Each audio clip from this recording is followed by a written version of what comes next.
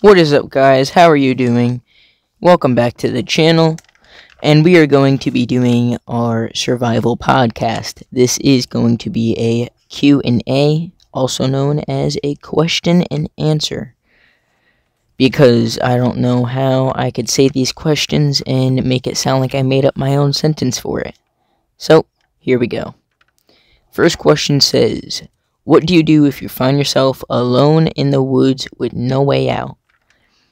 So basically, what I would do is find a way out, if there is a way out. Now, if this is just hypothetically speaking, like there is literally no way out, like it's impossible, then you would just have to start living off the land. Build a fire, build a shelter, get food, water, basically that. Yeah. But if there is a way out, I would climb the biggest tree and look for it. That's what I would do. But yeah, if it's just hypothetically speaking, like literally no way out, that's what I would do. Just start living off the land. The next question says, what kind of water in the wild is safe to drink? Alright, so the water that is safe to drink is fresh, rapid moving water, like from a stream or a waterfall. Only if that water is clean, though, not murky or dirty. You can also dig down, because if you dig down far enough, you can find clean water. At least, I think it's clean. It's probably clean, because that's where pumps get the water from. Yeah, it's most likely clean, and make sure it's not murky at all.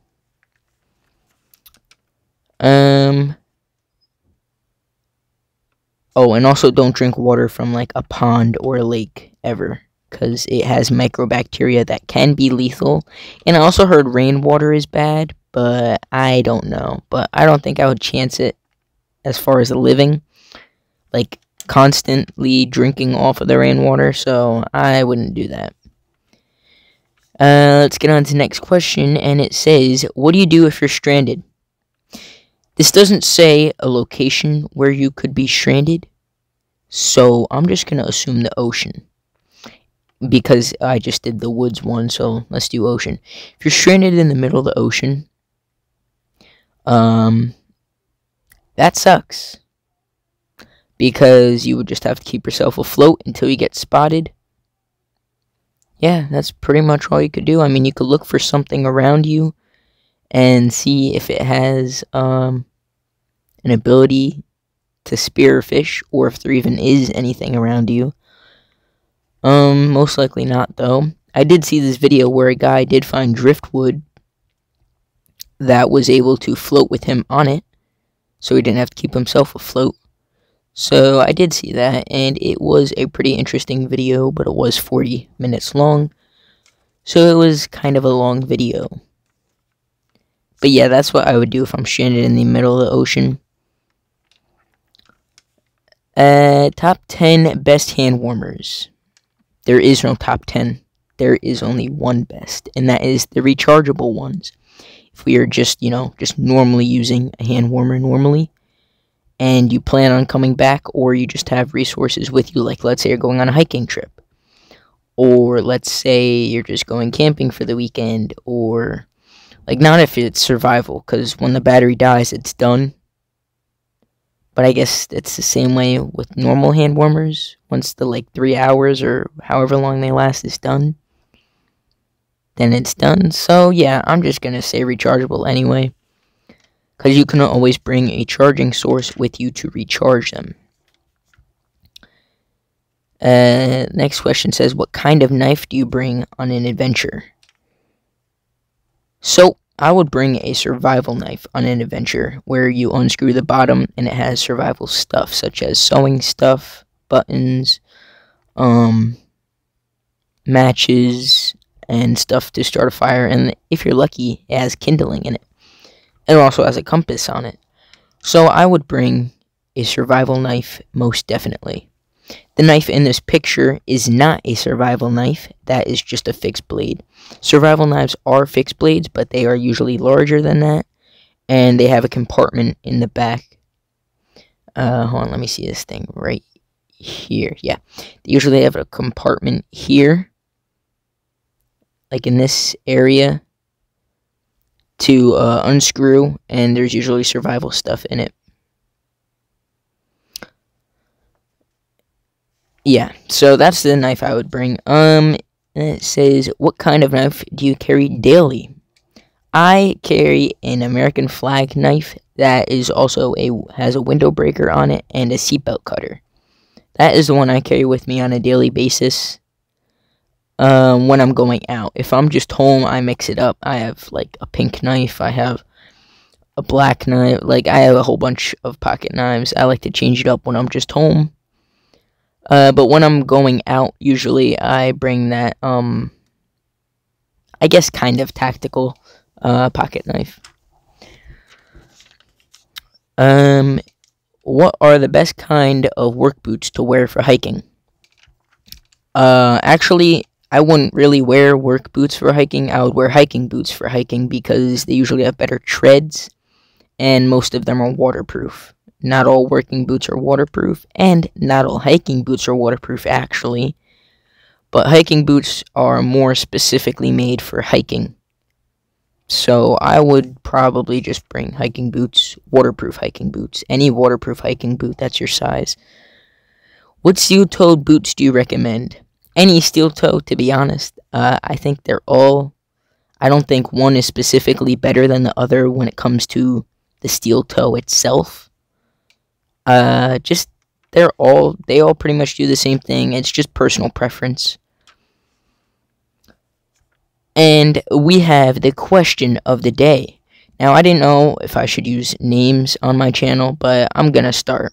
And the last question of the day, with how big is your Christmas tree, from the last podcast, that was from Riley. This one today is from Cheyenne, and it says, what is your favorite thing that you appreciate about Mom, Dad, and my sister? And if we're using names, Nicolette. So, I don't know if it means about them three as a group or them three individually. So I'm just going to do both. So individually, my mom is good for, she's just a great person. When I usually do something wrong, she points it out or laughs at me. Either one of those. She is amazing at cooking. She is a great cook. So she gives us all food at night. Usually homemade, sometimes just leftovers, but it's usually always homemade, and it's usually always amazing. My dad, he does, I guess, like, he shows me how to deal with certain things that pop up. Like, for example, I know how to do certain work on a car. I'm pretty close to knowing how to entirely change the brakes. I can definitely change oil, both with the filter on top and on bottom. And I can definitely rotate tires and change tires.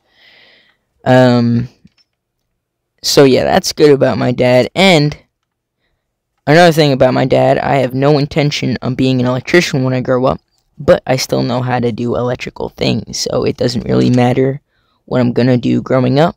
He still likes to show me how to do the things he does. And my sister, Nicolette. She's a good person also, too. She has a pretty good amount of friends. And, they're actually the ones who hooked me up with this channel. I did it all myself, but, they're the ones who actually, well, not hooked it up, but they suggested it. And I started it, and now here I am, making podcasting gameplay. So that's fun. I gotta give a huge thanks to you guys. All, 5 or 6 of you, who plan on supporting me all the way through, and that is always great. But, my sister, mainly she does certain things, actually, with how I dress. If something doesn't match, it's gonna get told to me, and she suggests new style things, most times, and what I should do differently. And she's also pretty good at driving, so she is also a personal taxi for now. But a year and a half, I'm going to be the one driving. It is going to be reversed. So, yep, they're all good people. I suggest hanging out with all of them, including me. And yeah, that is our podcast for today. And thank you guys for tuning in. I will see you on the next video. Later.